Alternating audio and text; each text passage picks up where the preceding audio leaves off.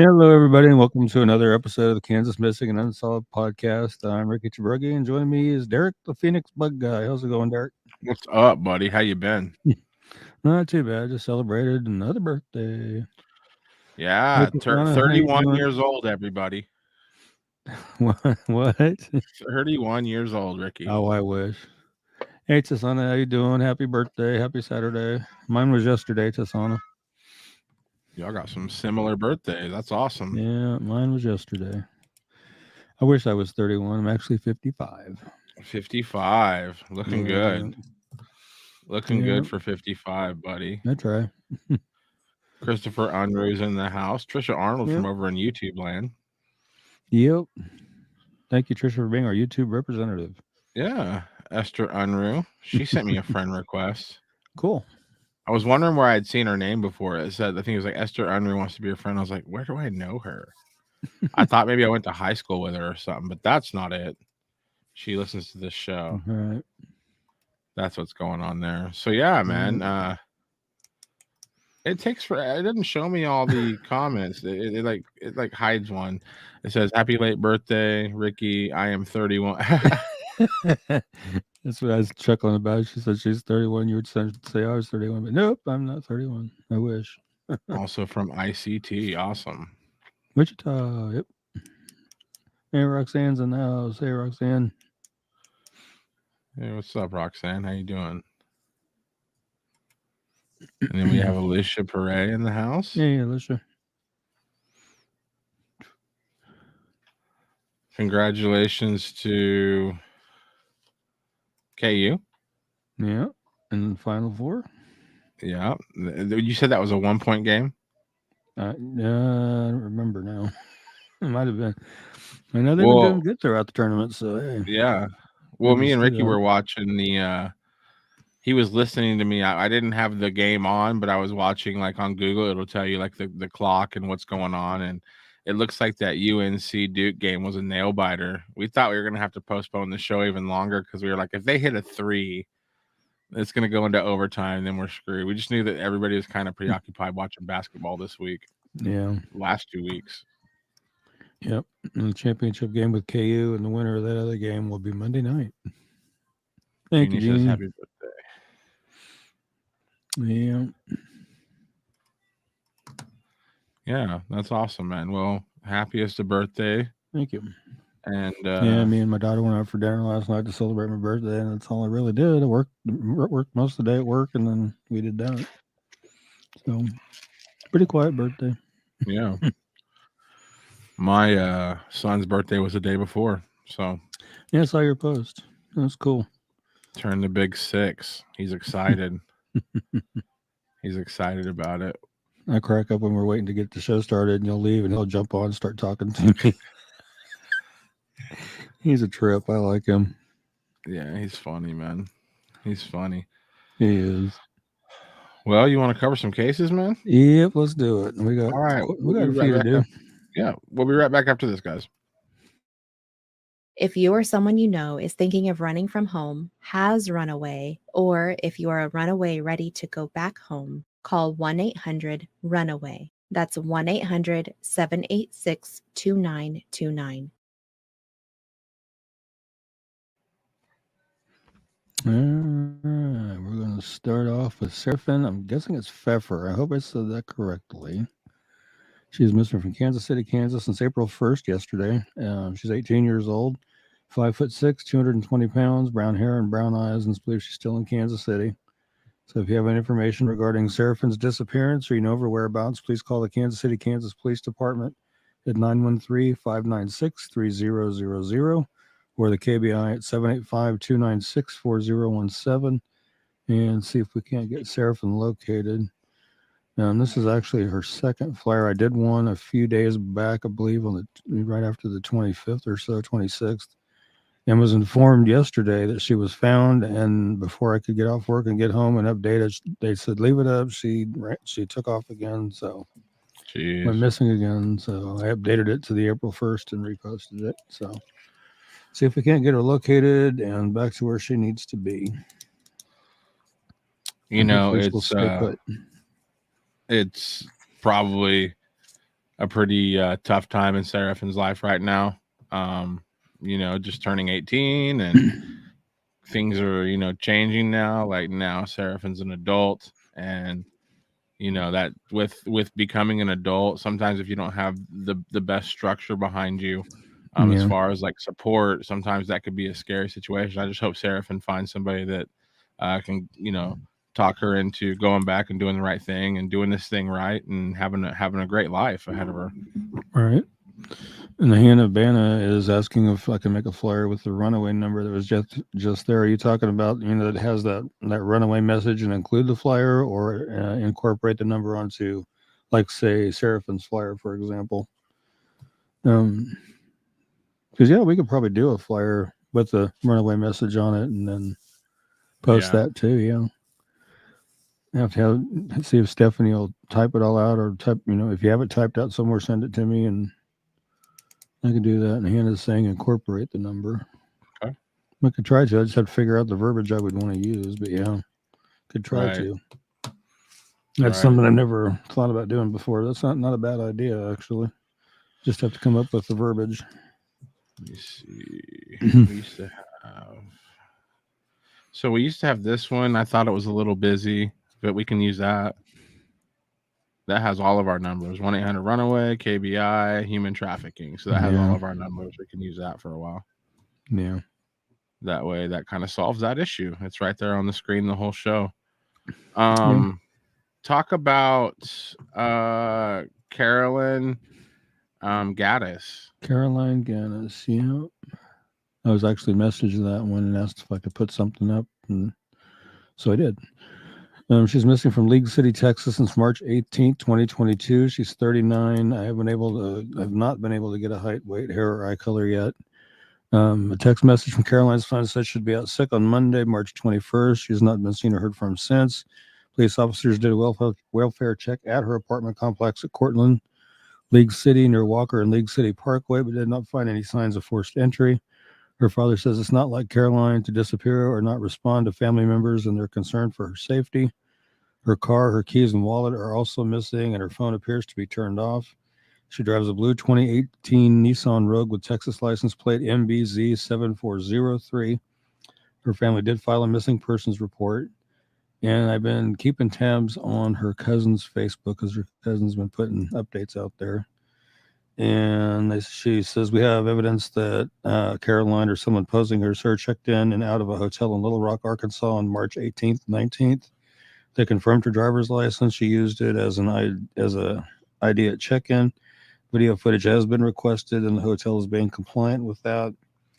And then another post from Caroline's dad says that we've gotten some updated information today. As of now, it appears that Caroline was on a 7.5-hour trip from Galveston to Little Rock. The only license plate reader on that whole trip appears to be in the small town of Lindale, near the intersection of Highway 69 and I-20. In his meeting with the detective from Lake City, he showed him the online image of exactly where the Lindale camera is located. It's on I-20, recording eastbound traffic. That is right at Highway 69 intersection with I-20. Based on the evidence, about 100 feet down I-20 from the camera, she turned left and headed north on Highway 69 through Lindale and through the town of Linden and then on to Little Rock. So while the name Lindale has gotten all the notoriety thus far, he thinks that was because the I-20 segment that had the camera on it was technically in the southern boundary of Lindale city limits. There's no other evidence other than the one camera snapshot that any activity occurred in that town. They're still trying to piece together where she went after Little Rock. They have a lead that suggests that she backtracked coming back to Texas, going back down I-20, but this has not been confirmed.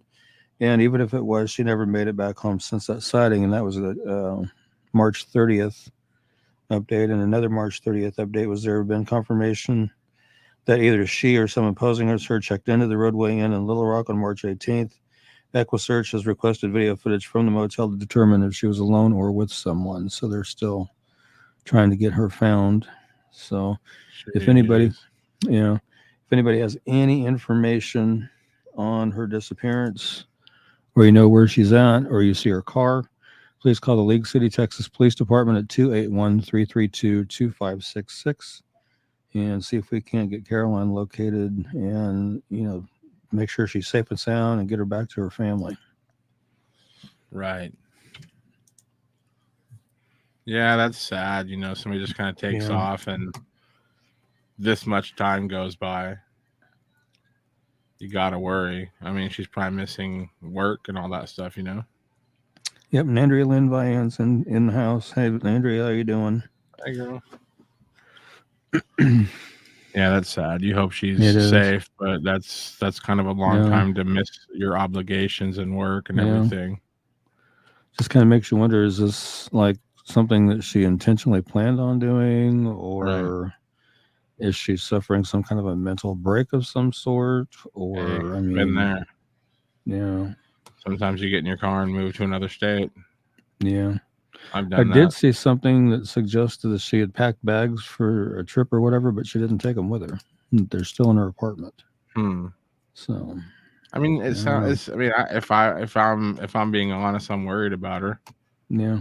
It doesn't seem like it's going to be a situation where she shows up and it's going to be like, oh, you guys didn't know where I was? That's so weird. It's like, yeah, you didn't check in anywhere on social media. You didn't text anybody. You didn't call anybody. It was odd. You were missing. Hey, Ellen, how you doing? She's here from Leavenworth. And awesome. Andrea says, I'm good. How are you guys doing? Doing pretty good, Andrea.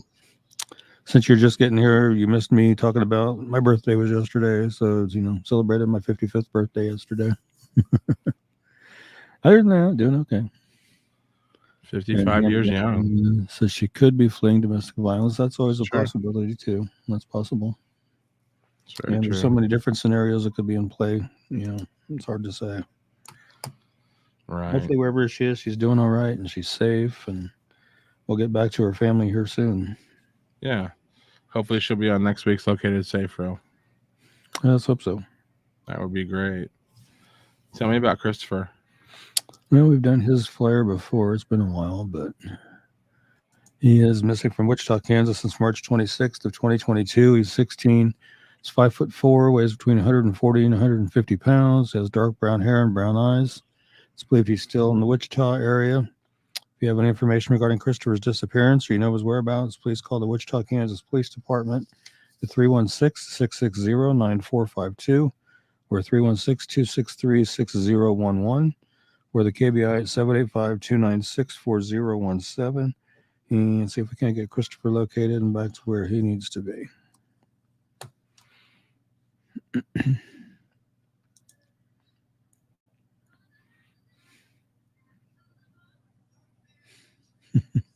16 comments here. Esther says, "Hi guys, Esther. Hey Esther, how you doing?" And Roxanne says, "Terry, I will say hi since your brother ignored you." Oh, I forgot. I pinned his comment, but you were talking about something. Yeah, hey Terry, glad you're with us. I'm glad the Liberty won their game tonight. Yeah, that's awesome. Always love Double T being here. Oh, by the way, Double T produced a segment that Ricky recorded recently. Yeah. I've started editing it. It's just about done, but we're gonna release that soon. But big shout out to Double T for scripting up together a pretty long piece about the Springfield 3 that we'll have for everybody as soon as Ricky's working on a flyer. Basically, I'm kind of waiting on that, but really good piece that Terry wrote. Yeah, we decided to do it as a pre-record standalone because there's so much information to it. Yeah, so we decided to go that route with it.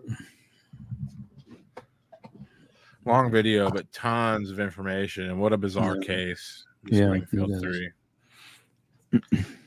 Anytime there's like a name, like it's like the unsolved mystery of the Springfield 3. It's like, what? There's 3 of them. It's like, yeah.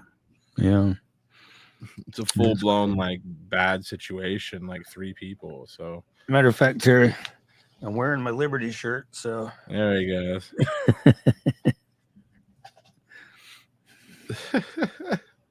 Poor Terry. Yeah, Salina Liberty is Salina's indoor football league team, which they're actually doing. They just started their season. They're 3-0 right now, so they're doing pretty good. Right. Yeah, my brother actually does the film work for the team, and he films the game for the coaches and for the league. So, oh, by the way, me and Ricky are we were trying to get like a booth in Wamego, Kansas on July 4th, Yeah. which is still something I'm trying to do. But my wife, her brother lives in Wamego. Oh, cool. He said he thinks he knows some people that can help us get a float. That's cool. So if we can get either one of us brave enough to ride on a float, we I might don't be have in a a problem parade. doing it. You getting up there, man? I don't have a problem doing it. It's a little rickety, man. I don't know if I'm getting. No, I I'll get just up got to there. get me reliable transportation to get me there. Hey, I'll go get you, man. I'll have my car. Okay, I'll cool. run down there and scoop you. Cool. But no, yeah. Hopefully, Wamego will be the first KMU. Hopefully, like meet and greet type thing where we can meet the people that share the flyers and That'd be hang cool out to with do. everybody. That would be cool to do.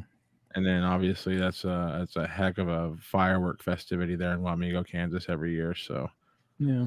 I gotta tell you though, this breaks my heart to see this one. She was just unlocated safe. Yeah. Yeah. My understanding's got some issues that she needs help with, and they can't keep her nailed down to be able to get her the help she needs. And Amada Chavez is missing from Wichita, Kansas since March 28th of this year. She's 14, 5'4", 115 pounds. Brown hair that maybe dyed and green eyes. It's believed she may still be in the local Wichita area, or she might try to go to Topeka, Kansas City, or the Oklahoma City area, or even Texas. Her nose is pierced, and she does change her hair color frequently to try to change her appearance. She has 2 scars on her lower back. She has a tattoo of the letter B on one of her fingers and the tattoo of a Playboy bunny on her right thigh.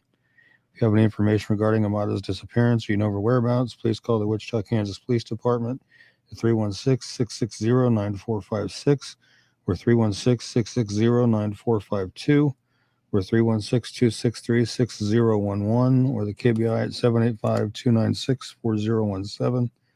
See if we can't help get Amada found and, get her back to where she needs to be. Yeah.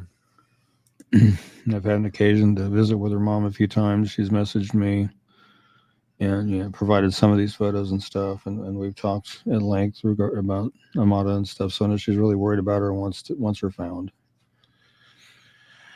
Yeah, I just hope Amada makes peace with the stream of life sometime. Just yeah. I mean, nobody's she's 14 saying and, that. Nobody's saying that she's not having feelings and she's not. I'm not trying to take away her story. I mean, obviously she's taken off for a reason, and she's obviously feeling a certain way about life. And at the end of the day, I just hope that she finds peace. First of all, I hope she's safe. I hope wherever she is, she's safe. But I just hope she, we see her on here all the time, and then she'll be found, and then she'll go again. And I just hope that 10 years from now, she looks back on this part of her life and she was just like, yeah, I was kind of confused and a little messed up, but I'm glad that I'm in a better place. I want to see all these youngsters 10 years from now looking back being like, wow, I was lost, but I'm found now. I kind of I want all these people to have good futures. Yeah, me too. And also, to go along with that, I hope that these young kids see that we're doing this and that we care enough about them to try to help get them found so they can, if there's any kind of help they need, they can get it instead of trying to run from it. Because that's what we're here for. Right. Just hope they take that away from it though, that somebody did care enough to help try to get them found. That somebody does care about them. I'm sure their family cares about them and worries about them, and their caseworkers care about them and stuff. But I think they need to know there's other people outside of that care about them as well too. Right. There's a helicopter on top of my house. Trisha says both of you need to ride on the. Yeah. What if I fall off? If I can do it, you can do it. Diana says happy birthday. She gave you a cake. Thank you, Diana. That's something I didn't get myself yesterday was a cake. No cake. My brother bought a cake yesterday. It wasn't even anybody's birthday. He just bought a cake and brought it home. I had a little tiny piece. I got the diabetes. Can't be just smashing a cake, Right. Got to be a little careful. Tell me about Diana. Okay, this is actually an unsolved homicide is what this one is. And let's see here. Diana Rayalt, she was murdered the evening of January 31st, 1994. She was found shot to death inside her home, and her car was abandoned in the Church of Nazarene parking lot on Truman Road. Inside the car, investigators found a stainless steel revolver, ammunition, and one spent round. Police narrowed their search to one suspect but failed to get enough evidence for a prosecution. Her children were present and left alone by the murderer with their mother's lifeless body for nearly 4 hours. The brutal 1989 murder of Sarah Jo De Leon in Kansas City, Kansas may be related. See if we can't help find, her murdered Diana. If you have any information regarding Diana's death, please call the Independence, Missouri Police Department at 816-325-7300, or you can call the FBI at 800-225-5324.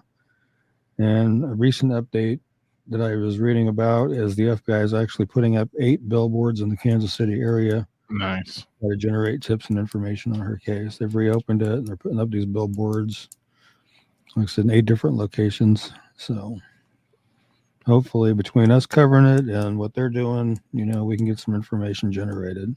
Right. Yeah, that's too long. Yeah. I mean, to think that her kids had to be there with her lifeless body for nearly 4 hours. Jeez. It's crazy. One article I read said that when somebody came in and discovered what had happened, the kids were just in there crying and screaming and crazy. Jeez. Yeah. No, I couldn't imagine. Yeah. And, with this being so long ago, a lot of, I look into these older cases, and sometimes you got to wonder if the perpetrator's even alive anymore. Yeah. It's hard to solve when this much time goes on. Yeah. It's hard to say. I mean, they could be alive. They could be in jail on another charge. They could have died. Right. They could have even fled the state and they're hiding somewhere else in another state. I mean, you just don't know. Right. In my opinion, I just hope that the right evidence was sealed. Right. I hope that if there's any type of DNA of her killer, I hope they have that sealed somewhere. Yeah, hope somebody had the forethought to say, we need to save this because we might be able to do something with it. Maybe not now, but maybe down the road. Right. Like Suzanne Johnson, she had blood under her fingernails because she had scratched her perpetrator. Mm. And I know that. I've read the autopsy. I know there was blood under her fingernails. And I'm just like, don't you have that still? Like, can't we just do a quick DNA test and see who the killer is? But from what I understand, that was 50 years ago, and they didn't even know what DNA was, so they didn't keep any of it. Yeah, probably not. They probably figured it wasn't going to do any good and probably got rid of it. Yeah, but I mean, it's just like, what? Like, but I don't know. I just whenever you, because you can just tell by the hairstyles and the quality of these pictures that it's been a while. It's been a while since this has been a problem, and it's time. It's time. Yeah. I have read some instances in some cases where even though it was 30, 40, 50 years, somebody had the forethought to keep a semen sample or keep a blood sample and seal it and refrigerate it and able to use it later. I mean, you'd be surprised, man, with DNA, what they can do. Yeah. It's pretty wild.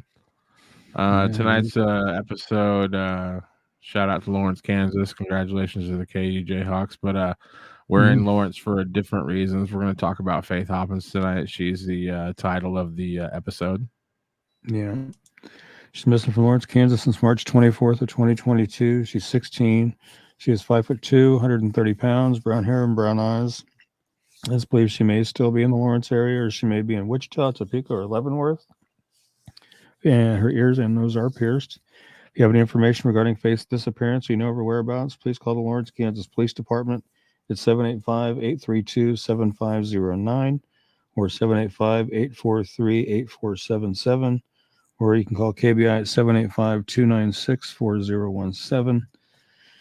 And my understanding from a message I got from somebody was that it's possible she may be with her boyfriend, who's somebody else we're going to cover tonight, Michael Dibble.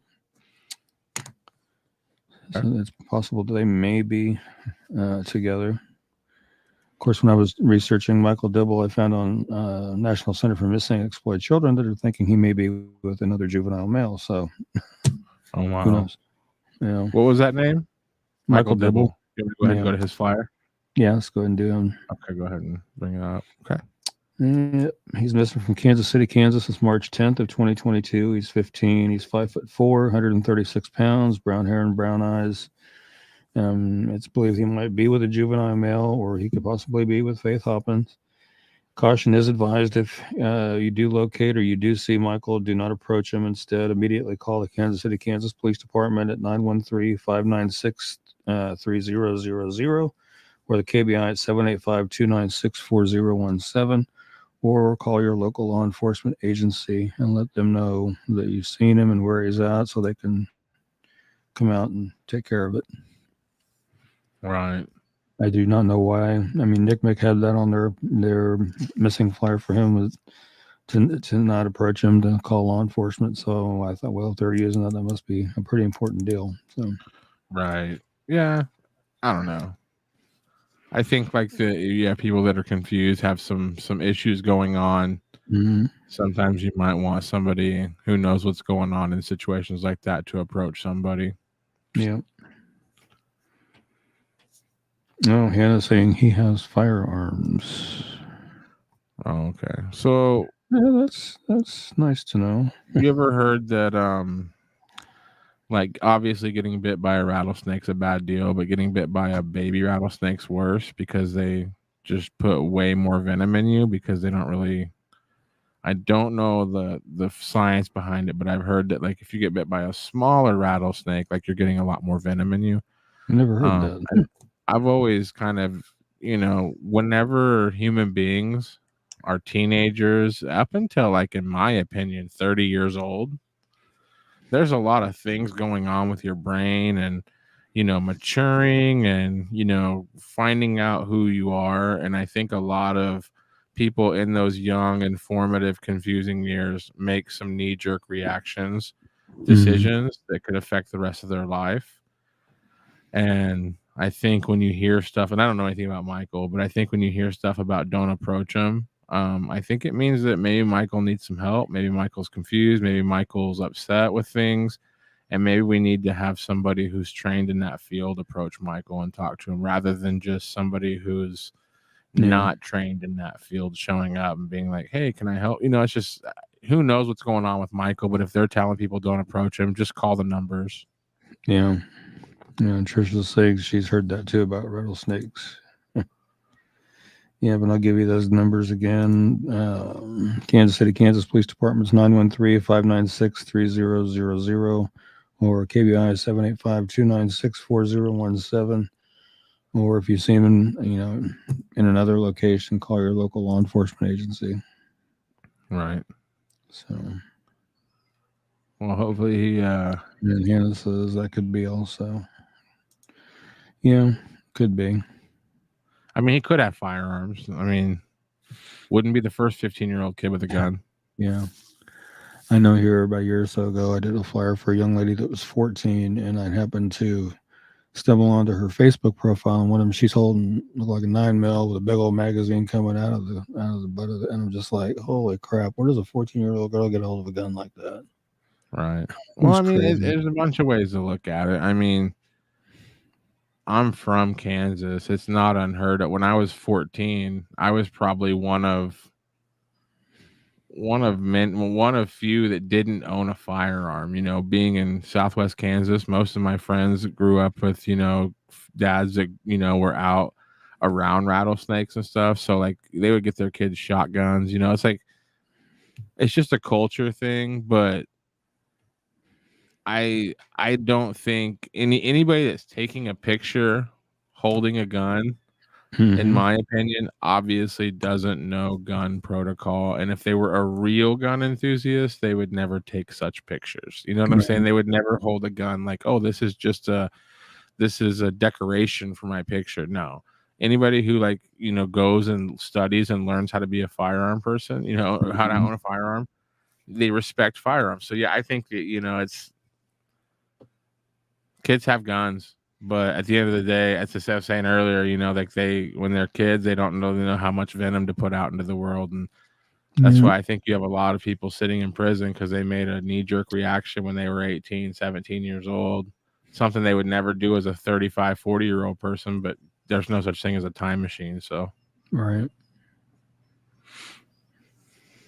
I just hope everybody gets home safe and does something productive with their lives. Yeah, definitely. Tell me about Irma. Okay, Irma Madrid. Where are you, Irma? I know it. Oh, there you are. She's missing from Wichita, Kansas since October 9th of 2021. She was 14 when she went missing. She's now 15. She is 5'5", weighs 200 pounds, has black hair and brown eyes. It's believed she may still be in Wichita or she may be in the Kansas City area. If you have any information regarding Irma's disappearance, you know her whereabouts, please call the Wichita, Kansas Police Department at 316-660-9452 or 316-660-9456 or 316-263-6011 or the KBI at 785-296-4017 and see if we cannot get her located and back to where she needs to be.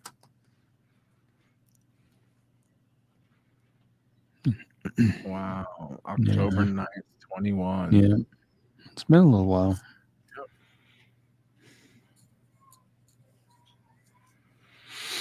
I remember doing her flight. See, I need to give you access to my archive because I have an archive of about 150 missing people, and I know a lot of them are found. So I need to go through, get that over to you so you can go through and delete all the ones that are found. Okay. And then that way I'll know which ones we can just, because,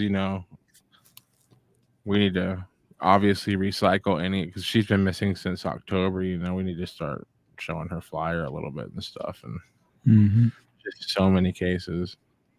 Yeah, because that's what I'm saying. I have a whole folder full of missing people, but I don't know who's found. I don't know who's still missing. So we'll have to work on that. Yeah. Tell me about Isabella. Okay. She is missing from Wichita, Kansas. A lot of them from Wichita tonight. Since March 29th, 2022. She's 15 years old. She is 5'4", weighs 140 pounds, black hair and brown eyes.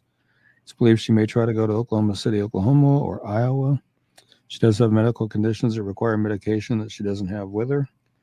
Her nose is pierced, and she has a small tattoo on the inside of her middle finger on one of them.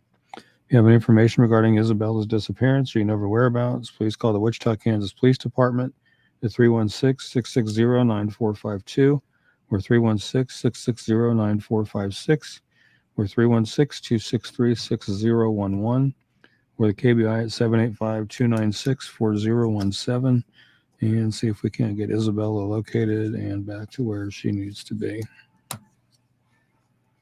She had been found previously, and then she went missing again. So, hence we're covering her again.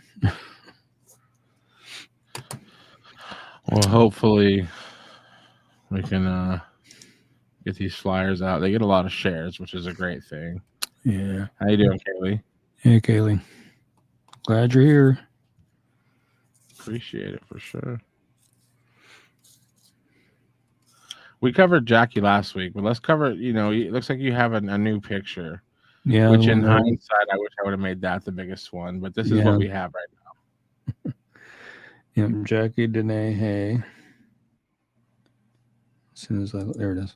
Missing from Topeka, Kansas, on September 12th, 1981. She was 5 when she went missing. She would now be 46. At the time she went missing, she was 3'6", 45 pounds, blonde hair and blue eyes. She disappeared after going out to play with her step-siblings and other children in the front yard of their home in the 3100 block of Southeast Colfax in Topeka. Eventually, all other children went inside, leaving her alone. Her family was getting ready to go to a house they were building south of Topeka when they discovered she was missing at about 4 p.m. on September 12, 1981.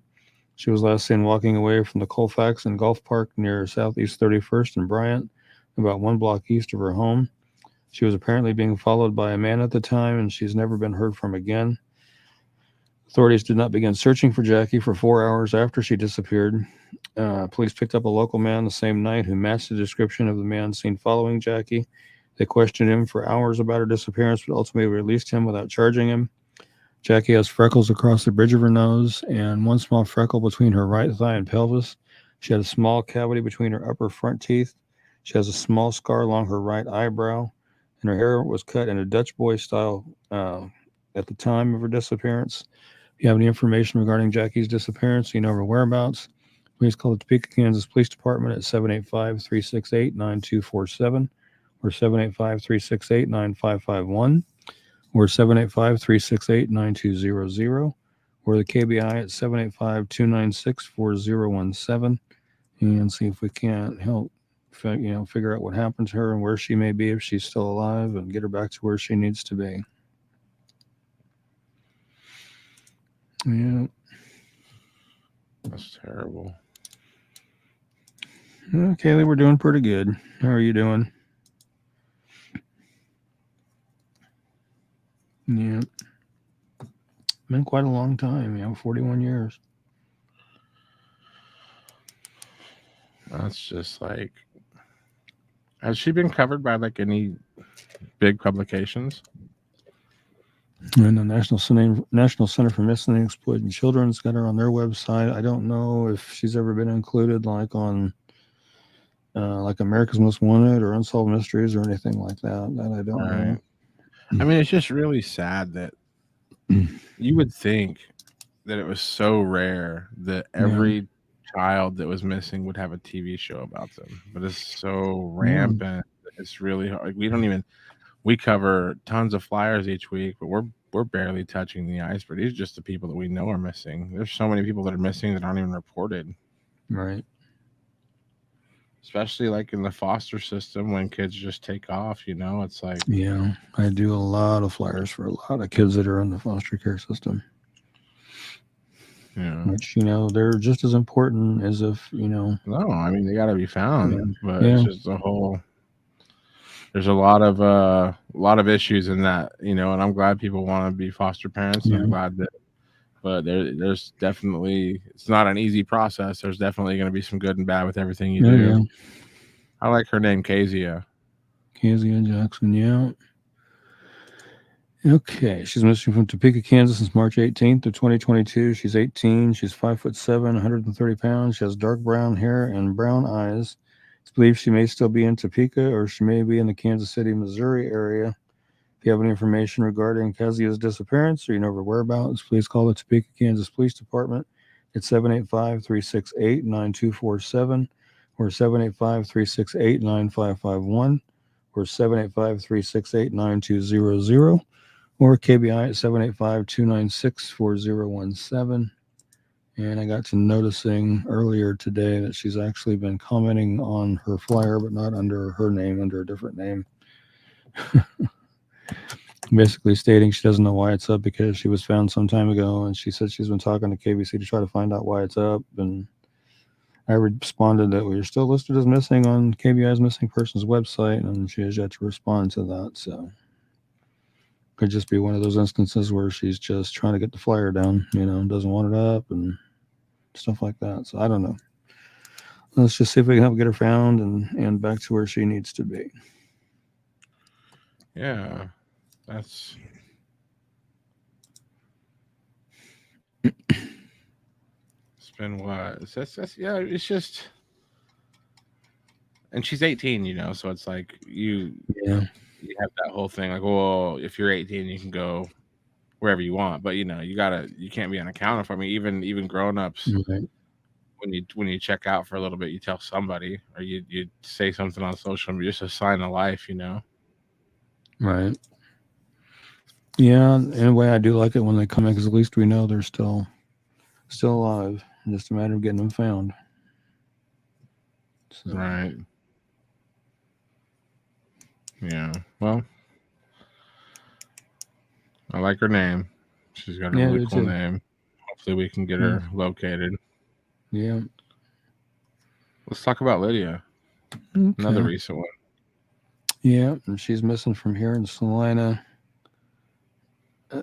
since March 24th, 2022. She's 16 years old. She's 5'2", weighs 140 pounds. She has blonde hair and blue eyes. If you have any information regarding Lydia's disappearance or you know of her whereabouts, please call the Salina, Kansas Police Department at 785-826-7210 or the KBI at 785-296-4017 and see if we can't help Lydia, help get her found and get her back to where she needs to be. Yeah.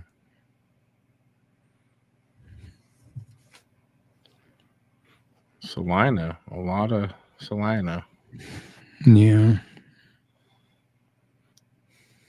Yep. Yep.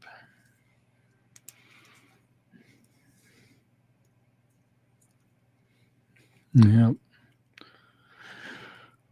there's cases here in town that really bother me. Some of them are some of the kids that go missing, and of course there's the Kenny Rychek case, the Catherine Adam case, Yeah. the Anthony Siniscali case. All of them are missing, and the dang it, I forgot his first name, Larissa. Alex? Yeah, that's it. Alex Larissa being missing. There's just so many, several here in town that just really make me scratch my head. It's like, where could they have gone? Right. It's hard to say. Yeah. So this next one I think is a silver alert, correct? Yeah, silver alert. It's one that I did today, actually, and I was just checking just a moment ago to see if there's any updates, and I haven't seen any updates as of yet.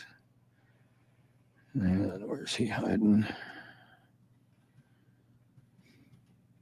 Here it is. Missing from Centerview, Missouri since today. 76 years old. He's 6 foot tall, 180 pounds, gray hair, green eyes. He was last seen at 314 Northwest, 1351 Road in Holden, Missouri, around 11. He was last known to be driving a 2004 white GMC Envoy with a Missouri license plate, JF9S9T. It's believed that Steve left his grandson's residence, was possibly on his way home, but never arrived. And I didn't know this till after I made the flyer and posted it, but apparently he does suffer from Alzheimer's. And again, he's 76. He's 6 foot tall, weighs 180 pounds, has gray hair, green eyes. He was wearing a blue sweater with green lines and blue sweatpants. If you have any information regarding Steve's disappearance or you know his whereabouts, please call 911 immediately or call the Johnson County, Missouri Sheriff's Department at 660-747-5511 or the Missouri State Highway Patrol Missing Persons Unit at 573-526-6178 or their toll-free number 866-362-6422 and let them know where you've seen Steve at or his vehicle, and so they can check it out and see if he's okay and get him back to his family. Yeah, I always hate seeing the silver alerts, just knowing somebody out there might be confused and don't know what's going on. Yeah. It's dangerous. Definitely. It's real scary stuff. Tell me about Tanya. Okay. I feel like we covered her recently, correct? Might have been a little while. I know I was contacted by her mom the other day, and she asked me to cover her again. And so I said, okay, yeah, I can do that for you. Let's see. Tanya talked to her dad about going to a sleepover, which he agreed to let her go and gave her time to be home. Tanya was led to believe that there was going to be a party that night, and it's believed that this party was a lie and never happened. No witnesses have ever came forward to say they remember that night or confirm that there was a party that night. Two individuals identified by investigators known only by the names as Mastermind, who is a girlfriend of Tanya's, and Heavy, a boy that had a crush on Tanya, are believed to be the ones who led Tanya to believe that there was a party that night. Tanya gravitated to the Mastermind because she was a bad girl type and Tanya wanted that edge. Boys started gravitating to Tanya, including the one that the Mastermind liked. This led to problems between the two girls. It's believed that these problems resulted in Tanya's murder. Mastermind dropped Tanya off at a boy's house that night. The boy didn't know why Tanya was there. The boy's mom offered to give Tanya a ride home, but Tanya declined and left for home on foot about midnight. Along the route from the boy's house to Tanya's house was a cemetery. It's believed that Tanya stopped by the cemetery where she was lured to the rear of the cemetery and killed. Then her body was thrown over a chain link fence into a field where it was discovered by a farmer plowing his field on June 7, 1997. At the beginning of the investigation, Mastermind and Heavy were both interviewed by police and gave an appearance that they were concerned. Mastermind was given a polygraph test, which shows signs of heavy deception. She, the mastermind, at one point treated it as if it were kind of fun. Neither have been called persons of interest or suspects at this point. Yeah, let's see here. And if you have any information regarding Tanya's death, please call the Johnson County, Kansas Sheriff's Office at 913-715-5566 or 913-715-5560, or the CHIPS hotline, which is 816-474-8477, or McDonald Investigations at 913-541-0237. See if we can help, get the investigators what they need to hopefully at some point, sometime, make an arrest on who killed Tanya. That's just a bizarre case. Yeah, it is. Very bizarre. Wow. I don't see how they have that much information and like no arrests have been made. Yeah, it's crazy. The longer I do the show, like the more I think it's like not that hard to get away with stuff. Yeah. Sometimes you'll read a flyer, it's like such and such, was found deceased, and everything in the world is pointing at this one person, but no arrests have been made. It's just like, I hate that. It's like everybody's like just looking at these persons of interest, like, hey, I wonder if they did it, but that there's no arrests. It's just frustrating, especially if it's your family, if Tanya's your sister, your daughter, your friend, and you're just sitting there like, wow, I'm really going to have to be at the grocery store with somebody who potentially killed my friend because nothing's going to happen. Right. This was this long ago. It's just crazy. Yeah. Not a big fan of that at all. Not a big fan. Right. Well, we got one we've been covering every week here recently. We like to do it. Hopefully it makes some people nervous. Let's go ahead and talk about Dana Jane Bruce, Sedalia, Missouri. Yeah, missing since October 4th of 2008. She was 23 when she went missing. She would now be 36. She's 5'2", 98 pounds, brown hair and green or hazel eyes. She was last seen at her children's babysitter's home in Sedalia. She left the children there earlier that day so she could go out for the evening. She returned at midnight and gave the babysitter more money and asked her to watch the children for the remainder of the night. She was seen at Malone's bar on Main Street with a young man driving a late model red Ford F-150 truck earlier on the night of her disappearance. She left with the man at 11:30. Police have identified the man Dana was with on the night she vanished. He traveled to Atlanta after her disappearance, and police questioned him about Bruce after he was arrested there on unrelated charges of marijuana possession and driving on a suspended license. Authorities haven't named him publicly, but they are calling him a person of interest in her case. He told his questioners that he and Dana parted ways after they left the bar, and he never saw her after that. She left all of her belongings behind, including her hairbrush, toothbrush, and she doesn't have any credit cards, debit cards, a checking account, a cell phone, or a car. Again, at the time of her disappearance, she was 23. She'd now be 36. She's 5'2" and weighs 98 pounds. She has brown hair that was colored brown at the roots and black at the ends with red highlights and green hazel eyes. She was last known to be wearing a black shirt with the red Rebel and silver lettering on the front and blue jeans. She has a tattoo of a teddy bear with wings and the name Dylan on her upper left arm. She is blind in her left eye. She has a 2-inch scar along her lower spine and a staple scar on her right shoulder, and her ears are pierced 1 time each. If you have any information regarding Dana's disappearance or you know of her whereabouts, please call the Sedalia, Missouri Police Department at 660-827-7823 or 660-826-8100, or the Missouri State Highway Patrol at 573-526-6178, or their toll-free number 866-362-6422, and see if we can't help bring the pieces together to help find out what happened to Dana and get her brought home where she needs to be. Same thing. Just like so much details. I hate. And Ellen saying, thank you for sharing Dana Jane Bruce's flyer. You're welcome, Ellen. Yeah, for sure. Anything we can do to help. Right. Wow. Well. Yeah. A lot of interesting cases tonight. Yeah. Tanya's and Dana's and uh, I got it right here in front of me. Diana Alt's case, all interesting cases. All need to be found, or they all need to have those pieces put together to bring a killer to justice in some of these cases, and it's crazy. Yeah. So I'm a firm believer that somebody has that piece that'll bring everything together. Yeah.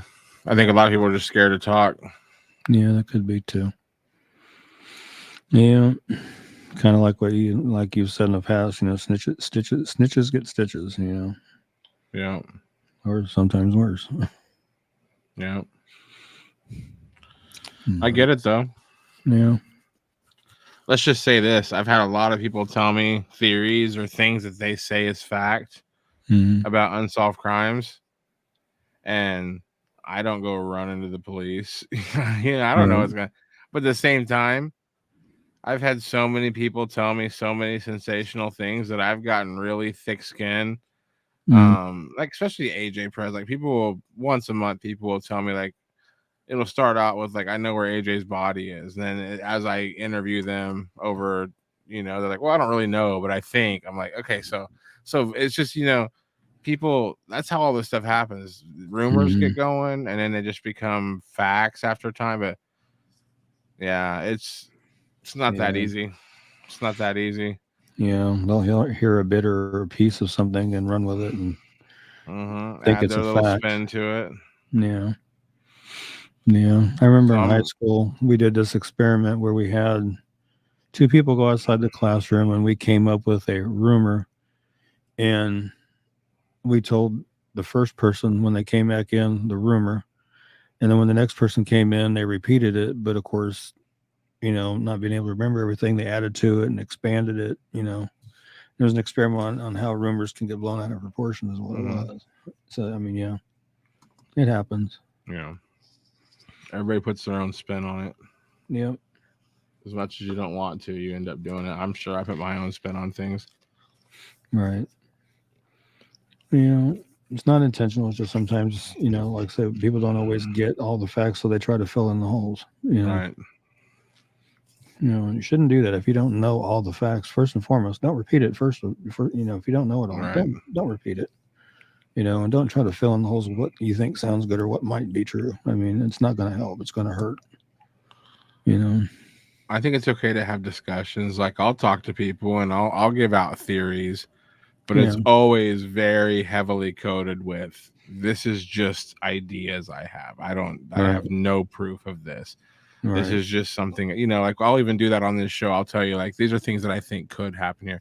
But yeah, unless you know exactly what happened, unless you have what detectives have, like really no point in going out and speaking like you're like speaking facts on it. You don't really know the facts. Yeah, and that's a good way to start it out too, is by saying, "No, I don't know this for sure. This is just theories that I have or ideas." That's a good way to start it out to lay down the line. First and foremost, I don't know this to be true. This is just something that I've been thinking about and a theory that I have.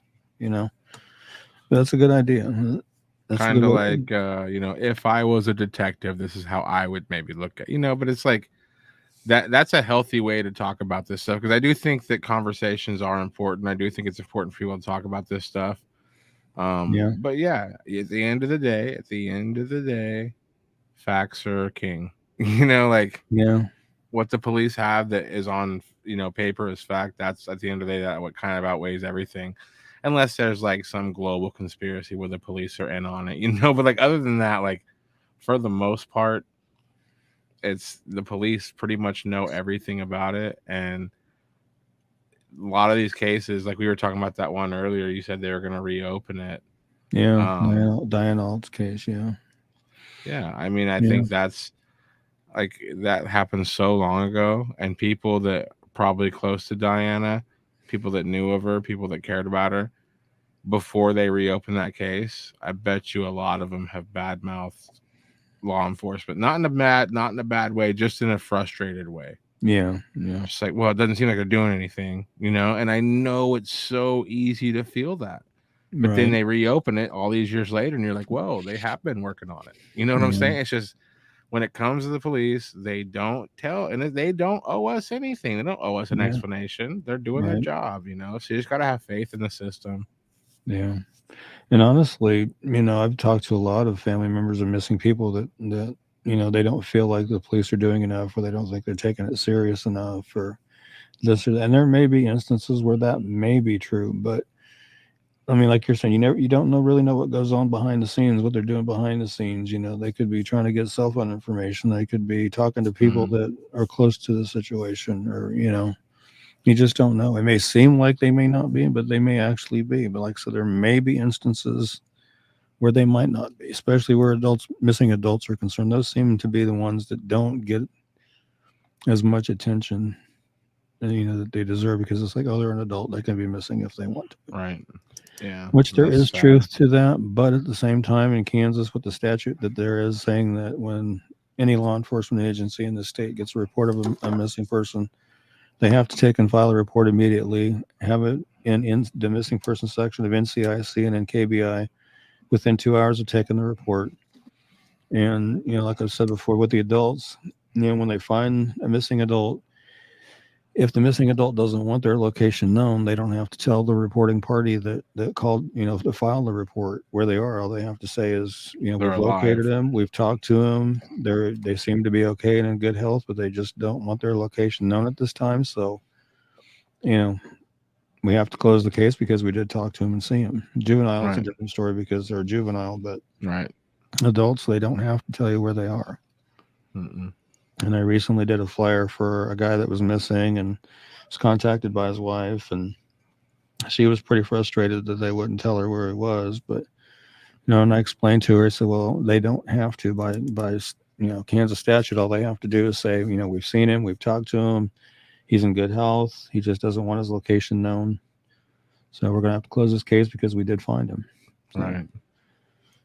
She didn't think it made a lot of sense and was pretty frustrated by it. But I mean, I can, and, in the back of my mind, I can think of some scenarios as to why he might not want to be wanting to know where he is, but I won't get into them. But there's just some I've thought about since she contacted me and told me that. But yeah, I know it gets frustrating, and I think sometimes with juveniles, I think there may not be as much emphasis put on the ones that are like go repeatedly missing time and time again, because they probably start getting into the thought process like, here we go again, they took off again, which to me that shouldn't have mattered anyway. I mean, the fact is they're still out there, they're still on the run. It still makes them endangered and possibly a target of a predator or a trafficker or whatever, because like I've said before, even if they did run away, did they do it voluntarily? Were they coached or groomed or whatever to run? I mean, until you know those facts, treat them that they're just missing until you know the facts, Right. Because you just don't ever know. Mm-hmm. I'm not slighting law enforcement or condemning them or coming down on them by any stretch. So I have the utmost respect for what law enforcement does. They have a very hard job to do. It's a harder job than I could probably do. I just think sometimes missing persons don't get the attention that they need and deserve, and they should get that attention. Right. Agreed, man.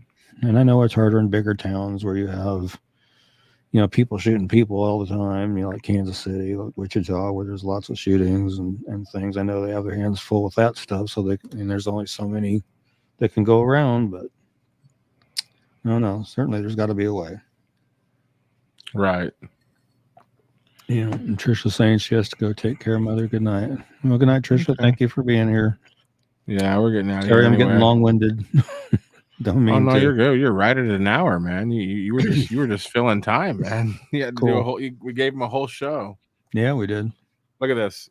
I'm gonna show how this is my skin color now, and this is what I look like because I walk all day. See the contrast here? Yeah. I'm getting very dark on my face and arms. Huh? Weather here can't make up its mind. Tuesday, when I was off Tuesday, it was like 82 degrees, 83 degrees. The next day it was only 40. Yeah. Another cold front. Yeah, I did. It snowed. I woke up that morning and took the dogs out, and I was like, snow. Yeah. That would have been on I Thursday. follow a lot of actually. people on Snapchat in Kansas, Yeah. and that morning I just saw a bunch of people be like, "Are you kidding me?" Yeah, it was gone by afternoon, but I mean, Right. still, it snowed. I couldn't believe it. I was like, it was just 80 degrees 2 days ago. Right. Getting dry throat here. No, I'm not getting sick again. Just dry throat. I need something to drink. I'm out of milk, so I go back in the kitchen. But anyway, go ahead and do our closing prayer here real quick. What? If I can quit coughing. Heavenly Father, thank you for bringing us together and letting us go through these cases again tonight. And just pray that the right people get the messages tonight and will open their hearts and do the right thing and call that information in that they have that can bring a missing person home or solve an unsolved homicide and keep everybody safe and protected and well and until we meet each other again next Saturday. And we pray these things in your name, Heavenly Father. Amen. Amen. If you or someone you know is experiencing a suicidal crisis or emotional distress, please call the National Suicide Prevention Lifeline at 1-800-273-8255.